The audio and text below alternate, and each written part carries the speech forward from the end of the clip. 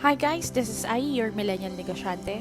Tara, samahan niyo ako sa aking journey in becoming a pet groomer. In my 4 years of owning a pet grooming business, madalas ako nakaka-encounter ng mga pet groomer na nagsasabing, hindi mo kasi ako naiintindihan ma'am kasi hindi ka naman pet groomer. Well, guess what? I took it as a challenge. Oo, business owner ako.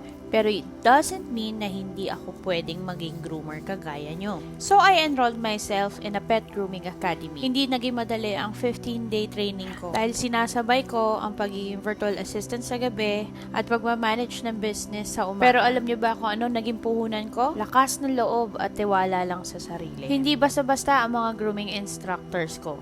Lahat sila magagaling. They were teaching us how to build perfection in grooming. Something na kapag na-execute ko ng tama, I think magagawa ng buong team ko. Kasi hindi ko lang to laban. Laban to ng buong franchise ng business ko. Oo, nagkaroon ako ng mga days na sobrang depressed na ako kasi hindi ko magawa ng tama eh. Pero it doesn't stop me from being a good groomer. Na I hope na ma-execute ko ng tama sa negosyo ko. Napakasimple lang ng dahilan ko kung bakit gusto ko maging groomer. Because I love pets. Na the moment na natutunan ko tong grooming na to, I'm starting to build this as my passion. Pero napaka-satisfying naman ang feeling pag natapos mo. Something na nagpapasaya talaga sa akin ng todo. In all of my contents for the past 12 months, you see Millennial Negosyante as a content creator who helps mentorship in business. I think sa dinami-dami ng mga content ko, marami na kayo natutunan from me. So this time, I'm starting to grow my own skill. You will be seeing more of my new skill as a pet groomer. Pero huwag kayo mag-alala. Once in a while, magbibigay pa rin ako ng mentorship.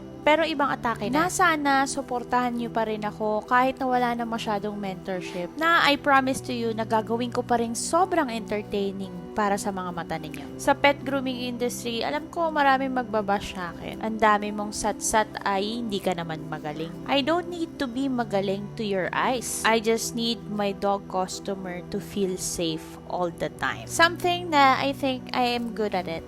Pero sobrang hirap pala talaga maging isang groomer. Na ngayon ko sasabihin sa mga groomers na nakilala ko na saludo ko sa inyo. During my training, naka-experience ako ng emotional breakdown. Pero after ng breakdown na yon, I still show up, present myself, and fight again. Marami akong natutunan na I think yung mga customer ko matutuwa pag nagkaroon kami ng mga ganitong klaseng service. Pero sana I hope, please give us a little more time to practice and systemize everything in our shop. Kasi i-execute ko pa lang to sa team ko. Hindi ko to kaya ng ako lang. I need my strong team. Which is why in a few seconds, makikilala nyo ang member ng team ko. Pero bago ko i-end ang clips ng mga journey ko sa aking grooming academy, gusto kong magpasalamat sa lahat ng bumubuo ng Walk-in Elegance Grooming Academy. I just wanna let you know that this is the highlight of my 2026. Thank you so much. At sa mga susunod pa na batch ng Walk-in Elegance Academy, I wish you all the best and so as the other instructors, more power sa inyong lahat. Now, let's dive in as I introduce to you the members of my team, the Fur Society.